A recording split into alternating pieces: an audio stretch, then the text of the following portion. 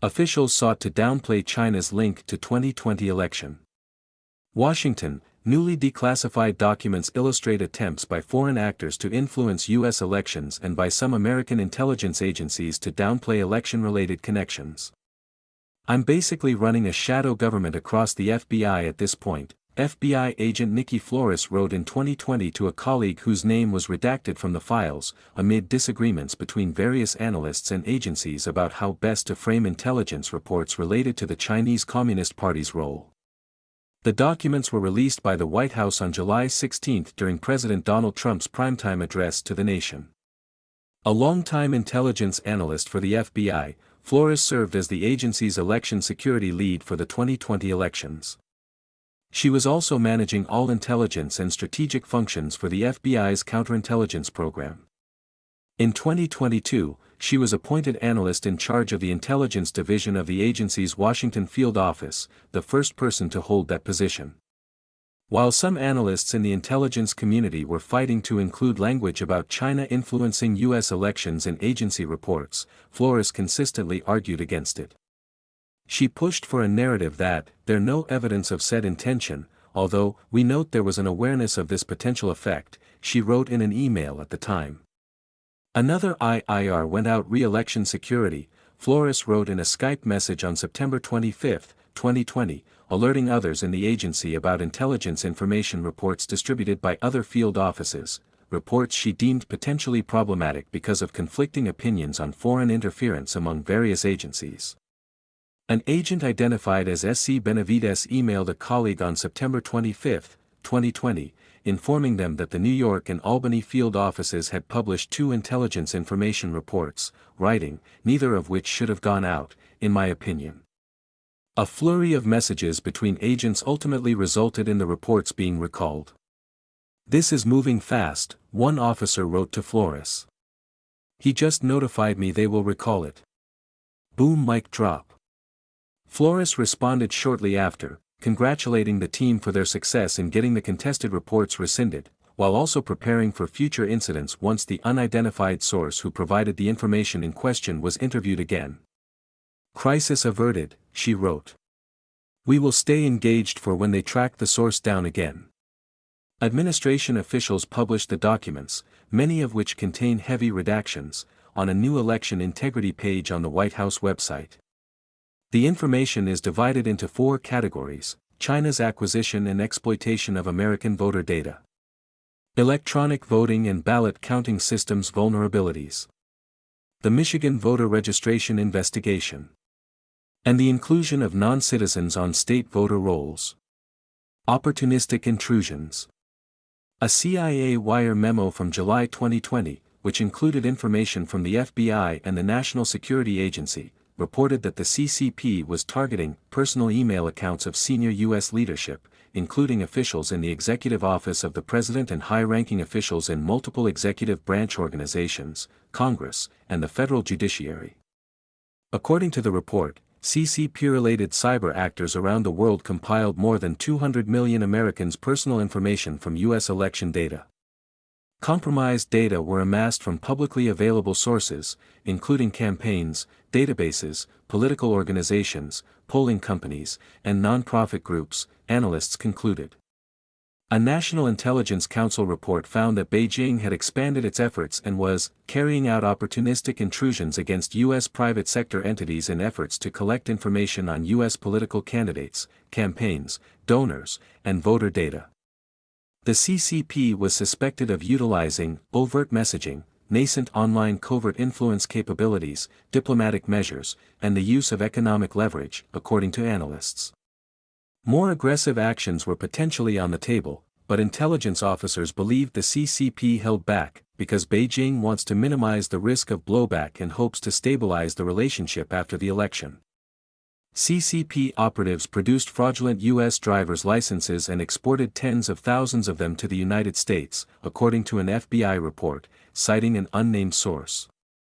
The purpose of the operation was allegedly to boost votes for then-presidential candidate Joe Biden by allowing Chinese students sympathetic to the CCP to illegally vote in the election. Investigations also uncovered China's attempts to influence American politics by implementing divide-and-conquer strategies meant to confuse the populace and increase tensions through ideological propaganda campaigns on social media. Efforts included messaging to sow racial and socio-economic division, inciting immigration protests and other demonstrations targeting the U.S. government. The Chinese regime assessed that racial conflict would be a large factor in the election, a National Intelligence Council report revealed. State-affiliated Chinese technology company employees were assisting with a campaign to covertly incite violence and protests against the U.S. government, it added. Internal debates about messaging. More than 20 pages show the debates between various intelligence agencies about how to communicate reports that the CCP was attempting to influence U.S. elections. One email, sent November 19, 2020, from an unnamed strategic intelligence analyst, includes references to altering messaging to Trump, who was serving out the last days of his first term in office. "We have deliberately massaged our one pending to avoid any direct links to the election," the analyst wrote. A subsequent email from an unnamed official at the Office of the Director of National Intelligence on November 23, 2020, challenged the changes to information presented to the president. "I would be concerned as to why they are deliberately massaging analysis away from elections," the official wrote. Another analyst repeatedly brought the matter to the attention of colleagues. "This is a really good example, but far from the only one, of what I've been raising since the summer, that the is deliberately avoiding mentioning a connection to elections for non-substantive reasons," an unnamed intelligence officer wrote in an email after evidence surfaced that China has been caught conducting election influence. "This is a highly irregular way to do things, especially as someone trying to raise tradecraft and substantive objections to the mainline analysis," the officer said. A message sent October 6, 2020, from a redacted official in the Office of the Director of National Intelligence acknowledged the interagency debates and analysts' hesitation to share thoughts at meetings. "I felt like jumping in to agree with you, but I've burned enough political capital arguing with CIA and FBI about this that I thought it might be more productive for me to sit the discussion out," the analyst wrote. "The positions are not really that far apart, so I'm not sure why so many in the community want to close down the possibility that China might have done or be doing something. But, hopefully this piece sparks some more thought and discussion." The unnamed recipient in the NSA agreed with the assessment in a reply sent the same day. "I think many were reticent to express them to the group because FBI and CIA seemed so adamant about their stances," the official wrote. "I'm happy to see that we can have the alternative viewpoint." Discussions continued in several message threads, with the Director of Election Threat Analysis for the National Intelligence Council, whose name was redacted, proposing a statement that aims to balance the competing sides' perspectives. "We assess Beijing uses extensive lobbying, economic measures, information derived from computer network exploitation, and increasingly strident rhetoric to press U.S. officials and federal and local candidates to support China's positions and perspective," the director wrote. "We think this is the most notable new information on the China election story and should be addressed up front somehow in our current update. If we can't compromise on building that into the chapeau, then we'd like to add a separate paragraph with our comment on this." No direct links to the CCP were revealed in the documents, but intelligence analysts concluded that, if these activities are directed or sanctioned by Beijing, they could be the precursor to targeting the election, and that elements of the government were, at a minimum, aware of and condoned the campaign, and may have directed or conducted it. Intelligence officers expressed their frustration with the arguments in a batch of the newly declassified emails. "Is it just me, or are they basically saying we should self-censor our assessment on preference because it could be misused?" one officer wrote. "If we can't communicate our thinking clearly, maybe we should just quit and go home." Another responded in kind with questions about partisan politics potentially impacting intelligence gathering and reporting activities. "I am concerned about politics seeping into this," the officer wrote. "I am troubled by CIA's comments."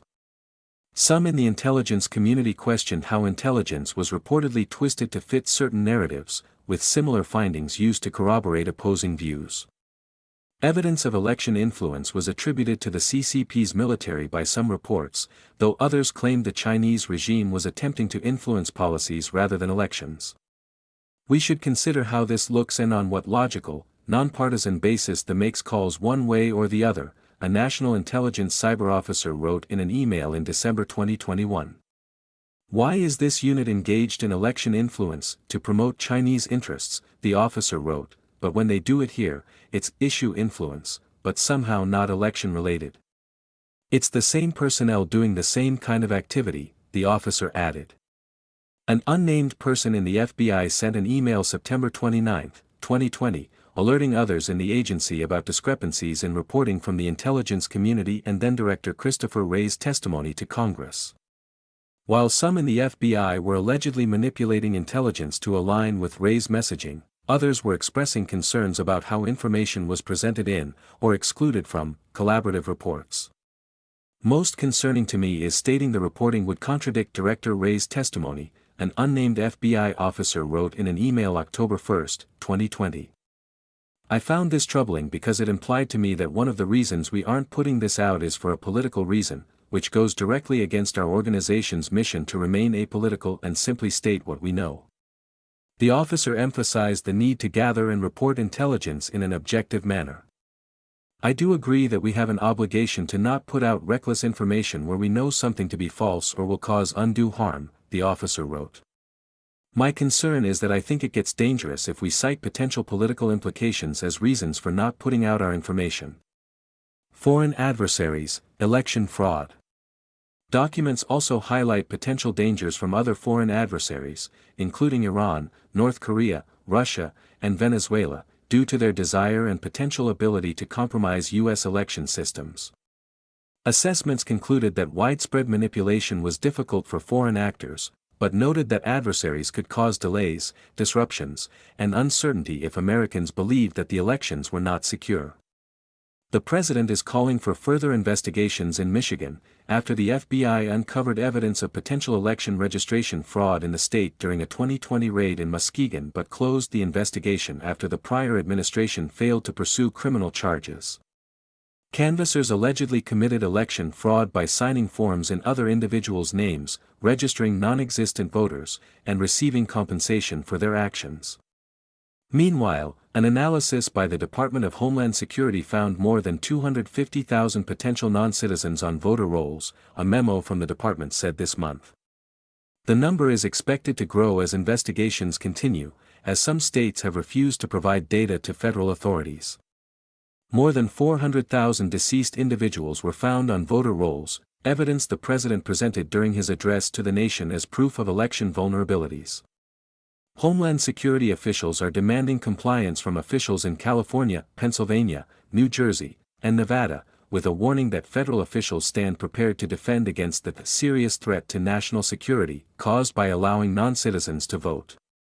There is an undeniable pattern emerging as begins to unravel the horrific damage done by the open border policies of the Biden administration, the memo said.